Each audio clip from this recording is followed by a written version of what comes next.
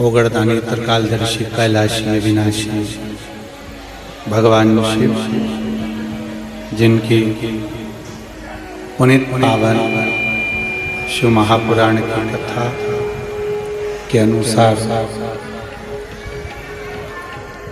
3 दिवसीय शिव चर्चा दीपावली महापर्व कुबेरेश्वर बाबा की इस पवित्र धरा से आप और हम आस्था चैनल के माध्यम से सुबह 9 बजे से 10 बजे तक 24 और 25 तारीख को और 26 तारीख को दोपहर में 2 बजे से 5 बजे तक इस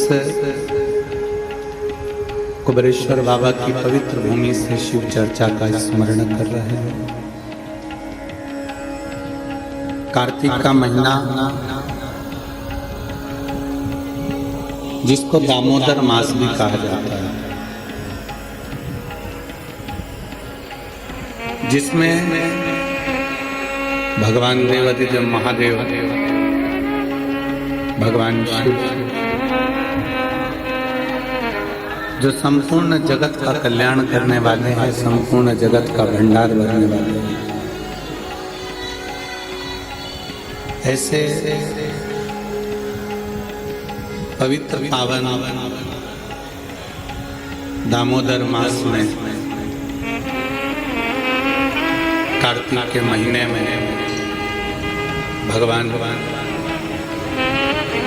शिव की पवित्र धरा से कुबेरेश्वर बाबा की इस पवित्र भूमि से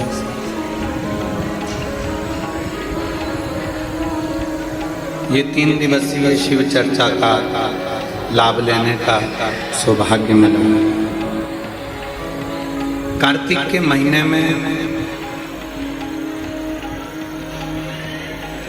जो दीपावली के 5 दिवसीय पूजन होती है, धनतेरस,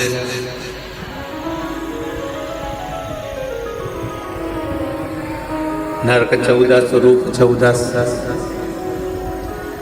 फिर रूप चौदस के बाद में दीपावली, दीपावली के बाद में गोवर्धन पूजन, फिर दूज। इससे 5 दिन तक दीपावली महापर्व को मनाया जाता है। ये तो हो गई मनुष्य की, मानव की दीपावली। इसी कार्तिक के महीने में आपके लिए और हमारे लिए भी दीपावली पर्व आता है, तो देवताओं के लिए भी दीपावली है। आपकी और हमारी जो दीपावली है वो ये कृष्ण पक्ष के अंतर्गत आ जाती है, और देवताओं की जो दीपावली है वो शुक्ल पक्ष के अंतर्गत। भगवान स्वयं वेदव्यास जी महाराज ने स्कंद पुराण में, विष्णु पुराण में, कुरुम पुराण में, ब्रह्म वैवर्त पुराण में और भी अनेक पुराणों में कार्तिक के महत्व का वर्णन। किस कार्तिक की महत्वता क्या है? दामोदर मास की महत्वता क्या है? ऐसा क्या है इस कार्तिक के महीने में, इसमें दामोदर मास में, जिसके अंतर्गत भगवान शंकर की आराधना करी जाए, कुबेरेश्वर बाबा की आराधना करी जाए, लक्ष्मी की आराधना करी जाए, श्री हरि नारायण की आराधना करी जाए, भगवान नारायण और लक्ष्मी की आराधना कर हम सब कुछ प्राप्त कर सकते। क्या नहीं मिल सकता? जरा विचार करिएगा। कार्तिक महत्तम के अंतर्गत कथा की है। सतभामा जी ने भगवान श्री कृष्ण से पूछ लिया कि मेरा पूर्व जन्म कैसा है। और मेरा कौन सा पुण्य ऐसा रहा है, मेरे कौन से पुण्य के कारण ये कल्प वृक्ष मुझे प्राप्त था। ये वृक्ष तो किसी को मिल ही नहीं सकता। जो वृक्ष देवताओं के पास में है, जो वृक्ष देवताओं के पास विराजमान है, देवलोक में विराजमान है, वो कल्प वृक्ष मेरे सतभामा जो मृत्यु लोक पर द्वापर में मेरा जन्म हुआ है, मेरे को ये कल्प वृक्ष कैसे, मुझे ये कैसे प्राप्त हो।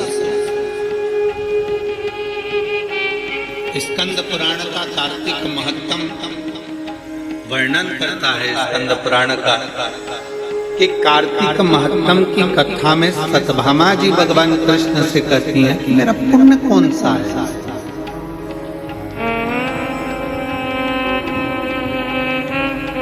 जैसे आज आपको अपने अंदर एक विचार लाना चाहिए कि आपका कौन सा पुण्य है कि जो कुबेरेश्वर बाबा की धरा पर बैठकर 3 दिन शिव चर्चा है,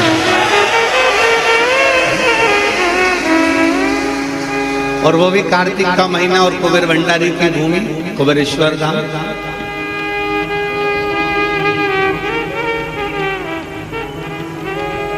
अपना पुण्य क्या है।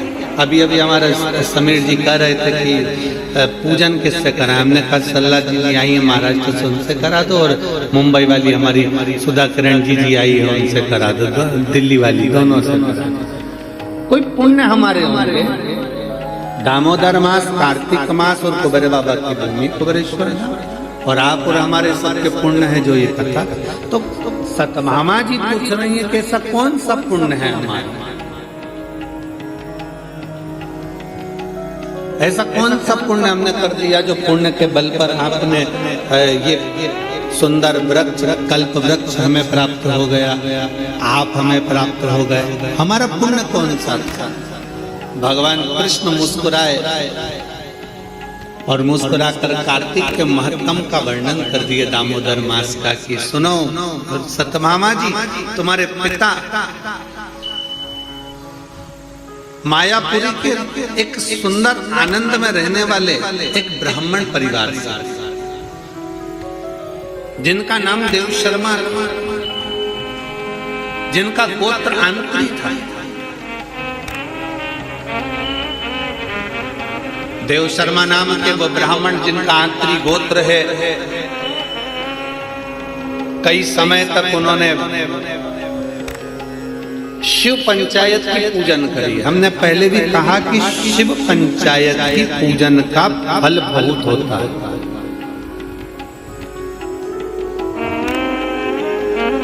शिव पंचायत की पूजन का बड़ा आनंद है। आप लोगों के स्मरण में होगा, एक एकादशी होती है वैष्णव एकादशी, एक होती है स्मार्ती एकादशी अर्थात सप्तमी। वैष्णव एकादशी का मतलब ये होता है कि आप नारायण को मानने वाले हो, आप केवल एक को मानने वाले हैं, तो ये वैष्णव धर्म के अंतर्गत आ गया।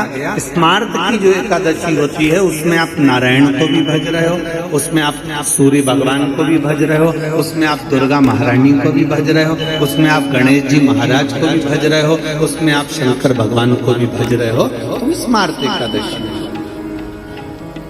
सबके लिए, सबके आनंद। हमारे पुष्टि मार्ग कहता है कि किसी भी रूप में एकादशी का व्रत करो, पर करो। हम तो पहले भी कहे बकरी जैसे चरो पर एकादशी करो, कैसे भी हो पर होना चाहिए। चाहे आप वैष्णव के भाव से करो, चाहे स्मार्त के भाव से करो, पर एकादशी का फल अपने को मिलना चाहिए। अब सतभामा जी ने पूछा कि मेरा पुण्य कौन सा ऐसा प्रबल हो गया जिस पुण्य के बल पर मुझे आप मिल गए, सुंदर कल्प वृक्ष मुझे प्राप्त हो गया। कहा आपके पिता एक ब्राह्मण कुल में मायापुरी में रहते थे, देव शर्मा उनका नाम था, और आंतरिक उनका गोत्र था। उनकी अवस्था पूजन करते करते उनकी धर्म पत्नी और उनकी अवस्था निकलती चली गई, अधेड़ी अवस्था,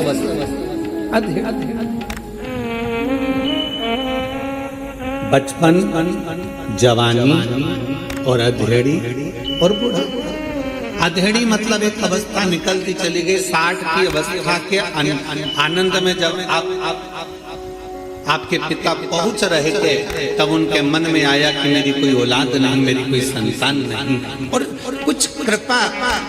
ये पंचदेव, शिव पंचायत में 5 देव विराजमान होते हैं। पहले सूर्य हैं, दूसरे नंबर पर मेरे देवदेव महादेव हैं, तीसरे नंबर पर माँ दुर्गा है, चौथे नंबर पर बड़े आनंद से श्री गणेश जी महाराज हैं, 5वें नंबर पर भगवान श्री हरि, भगवान श्री नारायण। 5 देव विराजमान हैं, पंचदेव विराजमान हैं, और वो जिनकी आराधना स्वयं देव शर्मा कर रहे हैं। सतभामा जी, आपके पिता के मन में भाव आया कि मेरे घर में औलाद नहीं, कोई औलाद आ जाए। भगवान से प्रार्थना करते, प्रतिदिन शंकर को 1 लोटा जल समर्पित करते, और जिस पंचायत में स्वयं शिव बैठे हैं, तो शास्त्र कहता है उस पंचायत का निर्णय कोई नहीं करता, उस पंचायत का निर्णय फिर देवाधिदेव महादेव ही करते, शिव ही करते। बोल बम का नारा है, सारी समस्या का हल।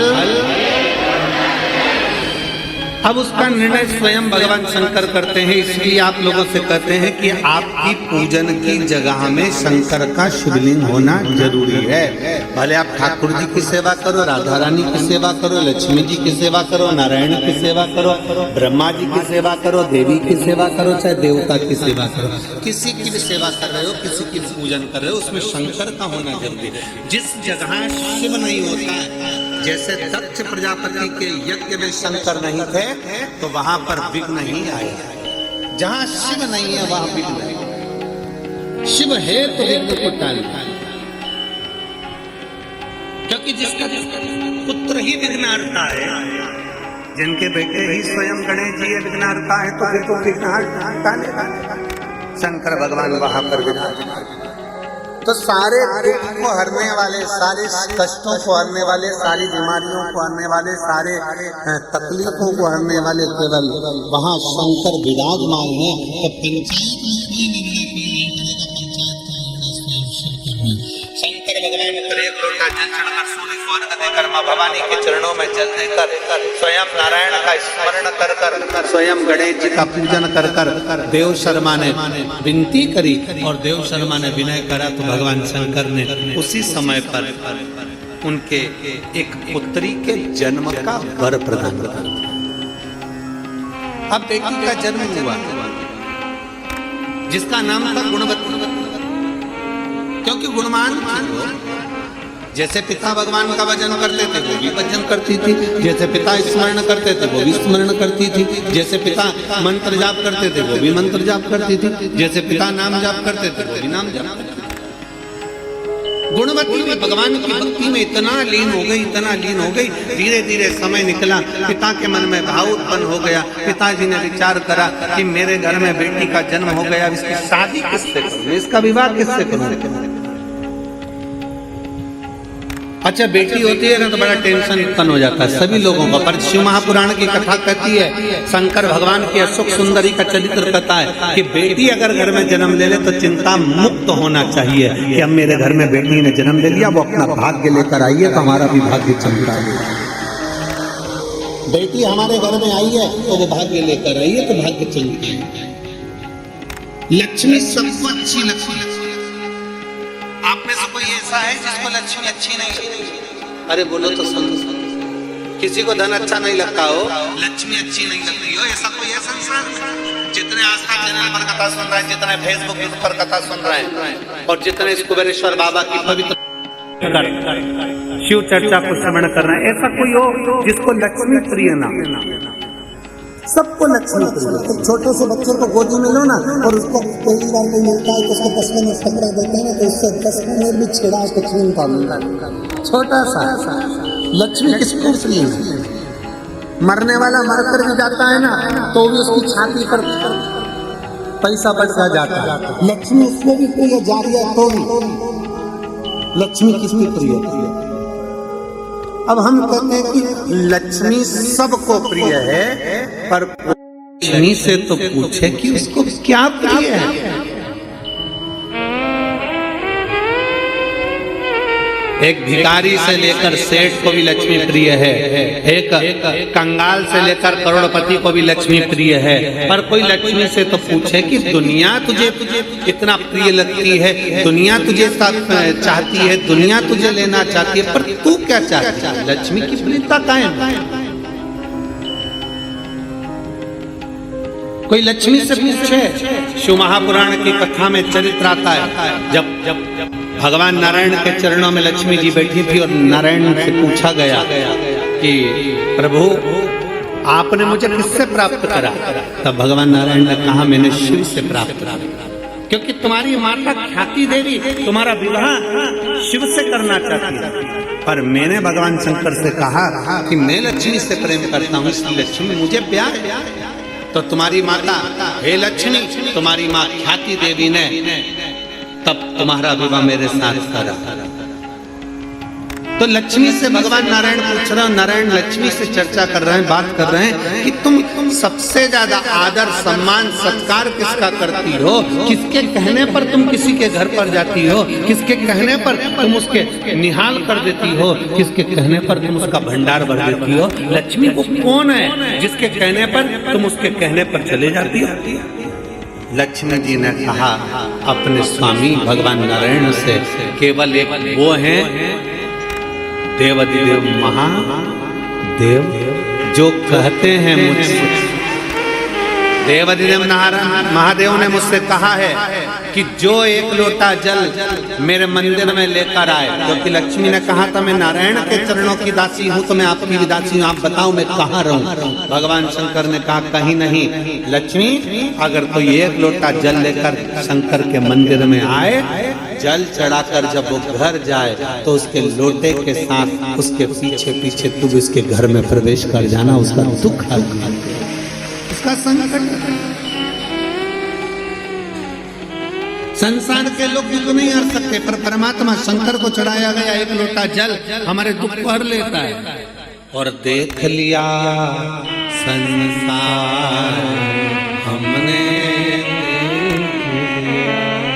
सब मतलब दिया हमने, देख लिया झूठे नाते झूठे रिश्ते, झूठे नाते झूठे रिश्ते, अरे झूठा है संसार हमने देख लिया, सब मतलब यार हमने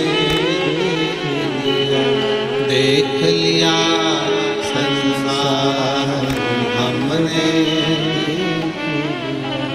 लक्ष्मी जी कहती है मैं महादेव के कहने पर चली, महादेव कहते हैं मैं वहां जाऊं, शिव के अनुकूल लक्ष्मी जाती, शिव के कहने पर लक्ष्मी। सुना सतभामा जी, आपके पिता देव शर्मा आपको प्राप्त कर कर बड़े खुश थे, सोचा किस बेटी का विवाह करूं, तब उन्हें स्मरण में आया मेरा एक मित्र है पर वो प्राण त्याग कर चले गया है, उसका एक बेटा है जिसका नाम चंद्र है, उसका एक बेटा है जिसका नाम चंद्र है, मैं उससे विवाह कर देता हूं। तुम्हारे पिता देव शर्मा ने तुम्हारा विवाह चंद्र से कर दिया, समय बीता, वो भी ब्राह्मण कुल का बालक, इतना अच्छा बालक था जो भगवान की भक्ति में डूबा रहता था। सतभामा जी समय निकल गया, कुछ समय निकलने के बाद तुम्हारे पिता देव शर्मा और चंद्र दोनों किसी तीर्थ के लिए जाने लगे, किसी तीर्थ की ओर अग्रणी होने लगे, और तीर्थ की ओर जब जाने लगे, तीर्थ में जाते जाते जाते जाते एक असुर की दृष्टि इन दोनों पर पड़ जाती है, और एक राक्षस की दृष्टि पड़ने पर राक्षस ने विचार करा कि मैं कुछ भी करूं, इनका संहार कर दूं, इनको मार दूं, क्योंकि दोनों भगवत भजन करने वाले हैं। घर के अंदर, परिवार के अंदर जो भगवान की भक्ति करने वाला होता है, शिव मंदिर जाने वाला होता है, भगवत भजन करने वाला होता है, व्रत करने वाला होता है, पूजन करने वाला होता है, भगवान की भक्ति में डूबने वाला होता है, दुनिया के लोग जले ना जले पर घर के लोगों के मन में भी आ जाता है, ये आ गए बाबा जी,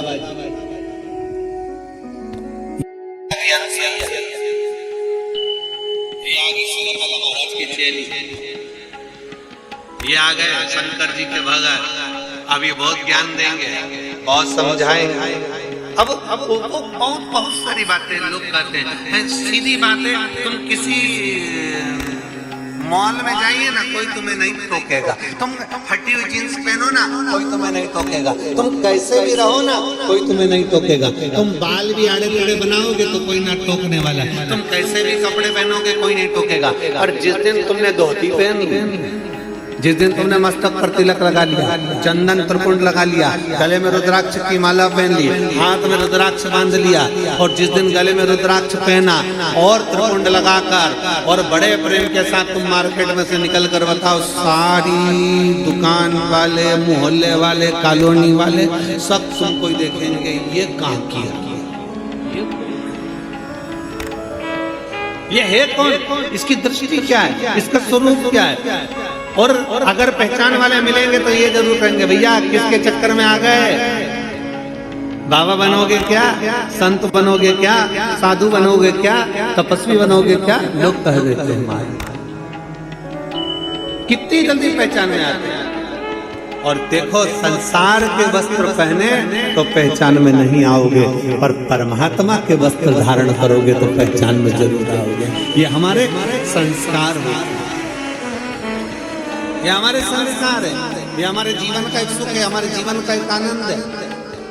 सतभामा जी, तुम्हारे पिता और तुम्हारे पति दोनों जा रहे थे, इतने में ही एक असुर की दृष्टि पड़ गई और उन्होंने उनको समाप्त कर दिया। दोनों तीर्थ करने जा रहे थे, भगवत भजन करने जा रहे थे, इसलिए कहीं ना कहीं शिव तत्व को उन्होंने प्राप्त करा था। इसलिए भगवान भोलेनाथ की कृपा हुई और नंदी लेकर शंकर भगवान पधारे और तुम्हारे पिता और तुम्हारे पति दोनों को नंदी पर बिठाकर शिव की लाश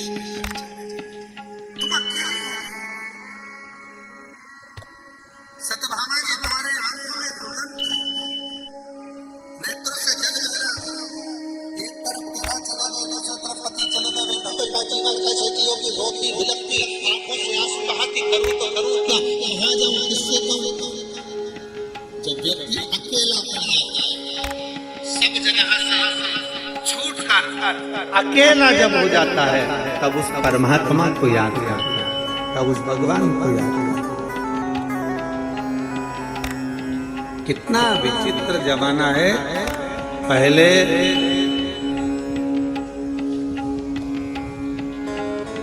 के समय में मंत्र चलते थे, बीच के समय ऐसा आया था जब तंत्र चलते थे, वो समय भी गया, फिर एक समय आया जिसमें यंत्र चलते थे, और आज कलिकाल का वो समय है जिसमें षड्यंत्र चलते हैं। षड्यंत्र, पहले मंत्र चलते थे, फिर तंत्र चलते थे, फिर यंत्र चलते थे, और आज कलिकाल के अनुसार आज कलयुग में लोग षड्यंत्र चलते हैं। बस अंदर ही अंदर सोचते हैं, ये ऊपर चढ़ रहा है, इसको नीचे कैसे गिराया जाए, ये आगे बढ़ रहा है, इसको पीछे कैसे लाया जाए, इसने इतना क्यों कमा लिया, इसने ऐसा भजन क्यों कर लिया, इसने स्मरण क्यों कर लिया, इसकी एक दुकान कैसे बन गई, इसकी शोरूम कैसे डल गया, इसका कपड़े का काम कैसे चल गया, इसके घर के पर्दे अच्छे क्यों हैं, इसका छत अच्छा क्यों है, इसका बेटा कहने में क्यों है, इसकी बेटी कहने में क्यों है, इसकी पत्नी अच्छी मिली, इसका पति अच्छा मिला, इसका परिवार अच्छा मिला, ये फिर षड्यंत्र रचना प्रारंभ। और याद रखना, मंत्र, तंत्र, यंत्र और षड्यंत्र, इस पर भी भारी है श्री शिवाय नमस्तुभ्यम का मन मन मन, इस पर भी भारी है श्री शिवाय नमस्तुभ्यम का मंत्र। और शिव तत्व कहता है, भगवान शंकर की पावन कथा कर रही है, भगवान का ये पवित्र 3 दिवसीय शिव चर्चा में प्रथम दिवस की चर्चा कर रही है कि सत्यभामा जी तुम्हारी आंखों में जल भर गया कि क्या करती। विचार कर कर समय बीतता गया, कार्तिक का महीना आ गया, दामोदर मास आ गया, तुम कहाँ जाओ। तुम्हारे स्मरण में आया कि मेरे पिता शंकर की आराधना करते थे, इसलिए सत्यभामा जी तुम शिव के मंदिर जाना प्रारंभ कर दी, शंकर की आराधना करना प्रारंभ कर दी। शिव की ऐसी आराधना करी कि शंकर को जल चढ़ाकर जब तुम आती थी तो एक आंवले के वृक्ष के नीचे जल चढ़ा देती थी। आंवले के वृक्ष के नीचे से आती थी और घर में प्रवेश कर जाती थी। प्रतिदिन तुम्हारा एक नियम बन गया, शाम के समय कार्तिक का महीना, और तुम्हें स्मरण नहीं आया कि कार्तिक का महीना है, क्योंकि तुम वैधव्य जीवन जी रही थी, आंखों में जल भरा हुआ था, रो रही थी, तुम्हें सुध नहीं थी। कब कार्तिक आया तुम्हें मालूम नहीं पड़ा, कब दामोदर मास आया तुम्हें मालूम नहीं पड़ा, और कार्तिक के महीने में तुमने दीप दान करना प्रारंभ करा। प्रत्येक दिवस तुम शाम के समय पर शिव मंदिर में जाकर बेलपत्र के वृक्ष के नीचे जाकर तुम प्रत्येक दिवस आंवले के वृक्ष के नीचे जाकर तुम प्रत्येक दिवस पीपल के वृक्ष के नीचे जाकर एक दीप दान करने लगी, और वो दीप दान का पुण्य फल इतना प्रबल हुआ कि एक दिन चलते चलते तुमको किसी असुर ने फिर देखा और तुम्हारे प्राणों को हर लिया। प्राण तो तुम्हारे चले गए, पर कार्तिक के महीने में जो तुमने तुलसी की अर्चना करी, कार्तिक के महीने में जो तुमने आंवले के वृक्ष की अर्चना करी, कार्तिक के महीने में जो तुमने शंकर भगवान को एक लोटा जल चढ़ाया, शिव की ऐसी कृपा हुई, शंकर प्रकट हुए, तुम्हें नंदी पर बिठाए। चलते चलते देवाधिदेव महादेव ने पूछ लिया तुम्हें क्या चाहिए। उसने कहा मेरा जीवन दुख में निकला, मेरे पिता पति चले गए, क्या चाहती हो। मैंने सुना है महादेव जो आपसे मांगता है आप वो दे देते हो। हाँ बोलो क्या चाहिए। क्या मुझे अगले जन्म में नारायण मिल सकते हैं। शंकर भगवान मुस्कुरा कर बोले क्यों नहीं मिल सकते। तुमने कार्तिक महीने में मेरे मंदिर में दीपदान किया है, एक लोटा जल समर्पित किया है, तुमने तुलसा महारानी का पूजन किया है और कार्तिक के आनंद का जीवन जिया है, इसलिए कर देता हूँ अगला जन्म जब तुम्हारा होगा तुम्हारे लिए ही भगवान स्वयं नारायण द्वापर में कृष्ण अवतार लेकर आएंगे और तुम उनकी अर्धांगिनी सत्यभामा बनोगे। उनकी अर्धांगिनी सत्यभामा।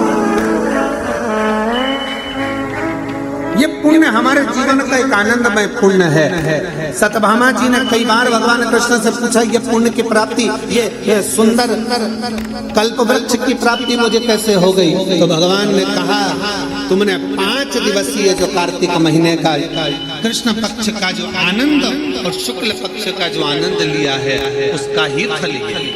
और उसी कार्तिक के महीने की दीपावली पर्व, लोग कहते हैं दीपावली एक दिन की है। शिव महापुराण की कथा में स्कंद पुराण के अंतर्गत शास्त्रों में वर्णन आता है कि देव दीपावली में भी पीछे पचवीगन स्नान का फल मिलता है, और कार्तिक महीने की इस अमावस्या के अंतर्गत भी 5 दिवसीय दीपावली महापर्व का आनंद मिलता है। धनतेरस, रूप चौदस, दीपावली, पड़वा और धूल, ये 5 दिन तक दीपावली महापर्व चलता है। दीपावली महापर्व में हम क्या कर सकते हैं, हम क्या भगवान को दे सकते हैं। अभी आपको कहा कि सारी दुनिया लक्ष्मी को चाहती है, और लक्ष्मी से कोई पूछे कि तुम क्या चाहते हो, लक्ष्मी से कोई पूछे तुम क्या चाहते हो, तो लक्ष्मी जी भी कह देगी बस मैं इतना चाहती हूँ कि महादेव के प्रति, भगवान के चरणों के प्रति आपका विश्वास जहाँ पर बढ़ा, आपका विश्वास जहाँ प्रबल हुआ, लक्ष्मी जी कहती है वहाँ पर मैं हमेशा खड़ी हूँ और तुम्हारे घर में हर पल में। पूजन का विधान बताते हुए स्वयं शास्त्र वर्णन करता है हमारे यहाँ। धनतेरस के दिन की जो पूजन है, उस धनतेरस के दिन की पूजन में आप अपने घर में जितनी भी अब लक्ष्मी की पूजन जब आप करें, दीपावली की पूजन करें, उसमें मुहूर्त देखिए मनाना, मुहूर्त पूछिए मनाना। कोई मुहूर्त लिखा हुआ है उसका स्मरण करें। धनतेरस की पूजन करने में, रूप चौदस की पूजन करने में, पड़वा की पूजन करने में, दूज की पूजन करने में आपको मुहूर्त की जरूरत नहीं। आप तो प्रदोष काल, शाम का जो प्रदोष काल का समय होता है, उस समय पर बड़े प्रेम के साथ में, आनंद के साथ में, एक सुंदर आनंद से अगर घर में मार्बल या कोटा फर्श वगैरह लगा हो तो कपड़े से ही पोंछ लो, और अगर कच्चा मकान हो तो गोबर से थोड़ा सा लीप कर सुंदर आनंद के साथ में भगवान का जहाँ मंदिर, देवालय, शिवालय है, बड़े आनंद से आपके घर में जो पूजन की जगह है, उस पूजन की जगह पर थोड़ा सा लीप कर या कपड़ा फेर कर आनंद के साथ एक सुंदर चौक छोड़ लीजिए, और चौक छोड़कर उसमें थोड़ा सा चावल लाना या गेहूं का दाना रखकर उस पर एक चौड़ा चौकी आटा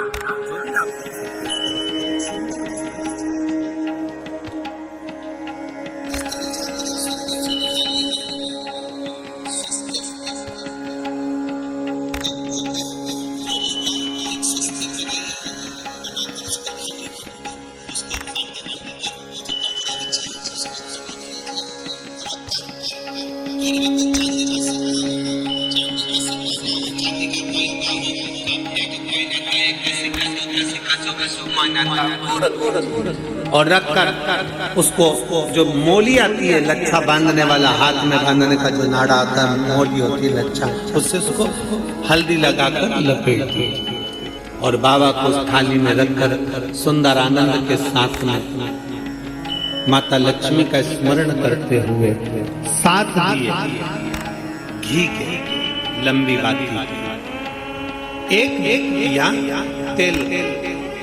तेल का दिया लक्ष्मी जी के लेफ्ट हैंड। जैसे लक्ष्मी जी को जब पूजन करने बैठोगे तो लक्ष्मी जी का मुख आपकी ओर होगा कि नहीं होगा? आप ऐसे बैठे हो तो लक्ष्मी का मुख आपकी ओर, तो दिया आएगा इस ओर। मतलब आप जब पूजन करने बैठोगे तो आपका जो सीधा हाथ होगा, लक्ष्मी जी का वो उल्टा होगा। उस उल्टे हाथ की ओर एक तेल का दीप लगाकर लंबी बाती का, और 7 दिए लंबी बाती के घी के, आटे के दिए, वो एक प्लेट में, एक थाली में रख लीजिए। पूजन का सामान, कंकु, चावल, रोली, मोली, हल्दी की गांठ, अमरवेल, कमलगट्टा, खड़ा धना, गुड़, ये सब सामग्री रखकर, कुछ भोग लगाने की सामग्री, कुछ धूप बत्ती आदि इत्र आदि सामग्रियां रखकर, पुष्प आदि रखकर, कुछ क्वाइन तुमने रखा है, सिक्का तुमने रखा है, 7 दिए सीधे हाथ पर लक्ष्मी, 7 दिए जो तुमने आटे के बनाए हैं उसमें लंबी बत्ती कर सीधे हाथ पर लगाए, उल्टे हाथ पर तेल का दिया जलाकर पूजन की थाली में जो सामग्री रखी है जल का छींटा देकर, बड़े प्रेम के साथ वस्त्र समर्पित कर और रोली, चंदन, मोली, हल्दी जो भी है, मेहंदी आदि सब सामग्री समर्पित कर 5 अमरवेल के टुकड़े, 7 कमलगट्टा, 5 अमरवेल के टुकड़े, 7 कमलगट्टा, 5 हल्दी की गठान, ये सब अपने हाथों में लेकर माँ लक्ष्मी से प्रार्थना कर कुबेरेश्वर महादेव से विनती कर शिव की आराधना कर नारायण की आराधना कर दामोदर भगवान की आराधना कर माँ लक्ष्मी की आराधना कर दोनों हाथों से समर्पित कंकु, रौली उस सिक्के के ऊपर धीरे धीरे कर डालें, हल्दी धीरे धीरे कर उस पर डालें, और जो 7 दिए आप भोग लगाने के बाद, प्रसाद रखने के बाद में, फिर जब 7 दिए जो तुमने थाली में लिए हैं, प्लेट में लिए हैं, उससे माता लक्ष्मी की आरती करिए, कुबेरेश्वर महादेव का स्मरण कर आरती करिए। आरती रख दो, पर आरती को लेना नहीं, आरती भगवान की, भगवान को समझ आरती झोली पसार कर माता लक्ष्मी से प्रार्थना करिए, माँ मैंने कुबेरेश्वर बाबा से विनय करी है, मैंने कुबेर भंडारी से विनय करी है, माँ आप नारायण के साथ, कुबेर के साथ, रिद्धि सिद्धि के साथ, गणेश जी महाराज के साथ आप मेरे घर में पधारे, मेरे घर आप आइए, आपका निवास बनाइए, आप रुकिए। माँ हमें बहुत सारे अवगुण, हे लक्ष्मी माता, हे नारायण, हे शंकर, हे उभरदानी, हे गणेश जी महाराज, हे रिद्धि सिद्धि, हे कुबेर, हमें बहुत अवगुण है।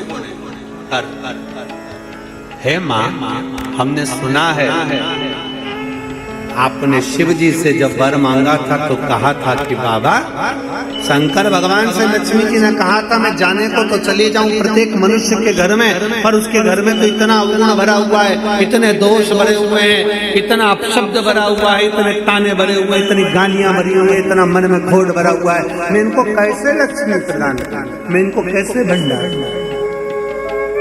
तब माँ आपने तुरंत भगवान शंकर से कहा तो शिव जी ने कहा, लक्ष्मी जब आप शिव की साक्षी में किसी के घर में प्रवेश करो तो अवगुण मत देखना, उसके गुण देखकर प्रवेश कर जाओ।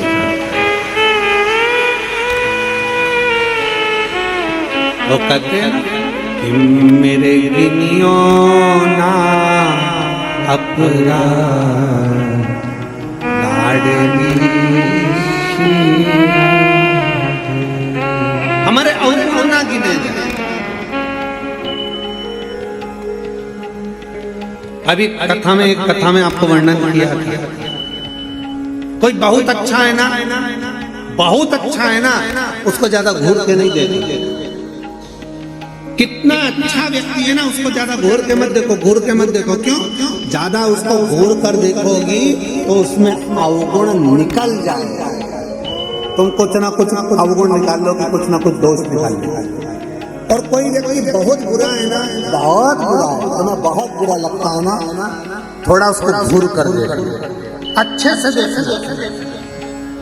अच्छे व्यक्ति को घूर कर मत देखो, बुरे व्यक्ति को घूर कर देखो, अच्छे से देखो। उस बुरे व्यक्ति में भी कोई गुण निकल ही जाएगा। अच्छा है उसको ना देखिए, ज्यादा घूर कर ना देखिए। अच्छा है, हम ज्यादा देखेंगे ना बहुत अच्छा होता है। प्रथम में तो जब एक दूसरे से प्रेम होता है, इसमें होता है तो कितने अच्छे लगते हैं। रात दिन बात करें, 24 घंटा बात करें, 8 घंटा बात करें, रात को 9 बजे से जो चालू हुआ तो 2 बजे तक बात करें, और फिर उनकी शादी हो जाए, फिर बात करें, फिर तो खूब लड़ी मर्दानी होता है। फिर जो युद्ध चालू हुआ वो फिर युद्ध चालू। शिव कथा कर रही है, भगवान शंकर की कथा कर रही है, जो जिसमें बहुत गुण है, बहुत अच्छा है, जो उसमें तुम ज्यादा घूर कर मत देखो, उसमें अवगुण निकल जाएगा। बहू पहले कितनी अच्छी लगती है, बहुत बढ़िया, सास कितनी अच्छी लगती है, वो सब अच्छे लगते हैं, फिर धीरे धीरे उसमें अवगुण निकलता जाता है। हमारी सास तो ऐसी है, हमारी बहू तो ऐसी है, अवगुण निकलता जाता है। पहले घूर करना देखिए, अच्छा है ना उसको ज्यादा घूर कर नहीं देखिए, और बुरा है ना उसको घूर कर देखिए, उसमें कुछ ना कुछ गुण जरूर है। बुरे व्यक्ति में अच्छाई जरूर होगी, ऐसा हो नहीं सकता कि कोई अच्छाई परमात्मा ना निकाल। शिव कथा कर रही है, सुंदर पवित्र चरित्र कर रहा है, भगवान के पावन चरित्र वर्णन कर रहा है।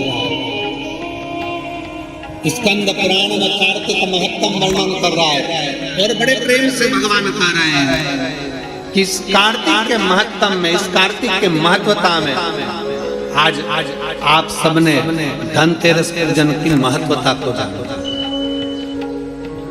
और ये पूजन 5 दिन तक आप जिस जगह पर पहले दिन पूजन कर रहे हो धनतेरस की, जैसे आपने धनतेरस कुबेरेश्वर धाम की जो धनतेरस है वो 29 तारीख की रहेगी, रूप 14 30 तारीख की रहेगी, दीपावली जम के बोलो 31 तारीख की रहेगी, 31 अक्टूबर, गोवर्धन पूजन 1 तारीख, 1 नवंबर, ऐसे 2 तारीख, ऐसा क्रम सुंदर यहाँ कुबेरेश्वर धाम की धरा पर रहे। तो आप लोग जो पूजन करेंगे 29 तारीख को धनतेरस की प्रदोष काल, कोई समय प्रदोष काल का देखकर बड़े प्रेम से लीप कर चौकी रख कर बड़े आनंद के साथ में कपड़ा बिछाकर उस पर थाली रखकर सुंदर भाव के साथ धनतेरस की पूजन करो और मेरे कुबेरेश्वर महादेव का स्मरण करो कुछ देर बैठ कर, क्योंकि लक्ष्मी को भी और कुबेर को भी देने वाला अगर कोई है तो वो देव अधिदेव महा देने वाला। प्रयास करो भगवान शंकर की आराधना में जो सुख है, शिव की भक्ति में जो आनंद है, शंकर की आराधना कर कर शंकर की साक्षी रखकर श्री शिवाय नमस्तुभ्यम। हमने पहले भी कथा में कहा दीपावली के समय पर बाजार में भी जाओ तो दिवाली के समय पर वहां पर मार्केट में भी कहो कि भैया हमको एक स्टिकर चाहिए, काय का स्टिकर, कहना श्री शिवाय नमस्तुभ्यम का चाहिए। क्या करोगे? दरवाजे पर लगाना है। क्यों? क्योंकि हमने सुना है शिव महापुराण की विधेश्वर संहिता में लिखा है कि श्री शिवाय नमस्तुभ्यम बोलने वाले के मुख का मात्र दर्शन कर लो तो हमारे सारे पाप क्षीण हो जाते हैं, हजारों वर्ष में यज्ञ का फल प्राप्त हो जाता है और हमारे कार्य सफल हो जाते हैं। तो सामने वाला व्यक्ति जब दरवाजा बंद होगा उस पर श्री शिवाय नमस्तुभ्यम लिखा होगा, सामने वाला कोई भी आएगा पड़ेगा, दरवाजा बजाएगा, जितनी देर खड़ा रहेगा उतनी देर पड़ेगा श्री शिवाय नमस्तुभ्यम। तुम दरवाजा खोलोगे, उसके मुख का दर्शन करोगे तो भी तुम्हारा कल्याण हो जाएगा। 2 फायदे, हमारा लाभ उसमें है शिव तत्व की प्राप्ति हो। जब महालक्ष्मी आनंद के साथ में धनतेरस का पूजन करो, कल कथा में अपन रूप चौदस के पूजन की महत्वता जानेंगे। फिर उसके आगे तीसरे दिन की कथा है 2 बजे से 5 बजे तक, उसमें अपन दीपावली पूजन को जानेंगे। फिर उसमें अपन एकम की पूजन का जानेंगे, गोवर्धन पूजन के दिन का महत्व की पूजन कैसे करना। फिर उसका वर्णन अपन दूज की पूजन का जानेंगे। ऐसे अपन पूरे 5 दिवसीय पूजन की महत्वता का स्मरण करें। 5 और मैंने तेरे ही भरोसे बाबा तेरे ही भरोसे हवा बिच उड़ती जानी, बाबा डोर हटो चढ़ी में कटी जानी, भोले मेरी शंभो में तेरी हवा बिच उड़ती जवानी, बाबा डोर हटो में कटी जानी। शिव तत्व की प्राप्ति, भगवान शंकर की प्राप्ति कितने आनंद के साथ। और जित कभी भी ध्यान रखना, लक्ष्मी पूजन जब भी करो तो शिव को याद जरूर करो। भगवान नारायण को भी अगर लक्ष्मी दी है तो भगवान शंकर, नहीं तो माता ख्याति देवी लक्ष्मी जी की माँ, तो लक्ष्मी जी का विवाह भगवान शंकर से करना चाहती। पर नारायण भगवान शिव की आराधना में लगे रहे। पूछ लिया देवादिदेव महादेव ने, नारायण क्या बात है अभी मेरी आराधना ज्यादा कर, क्या हो क्या गया? नारायण कहते हैं प्रभु वो ख्याति देवी लक्ष्मी जी की माँ, उनका विवाह आपके साथ करना चाहते हैं। आप चिंता क्यों करें? आप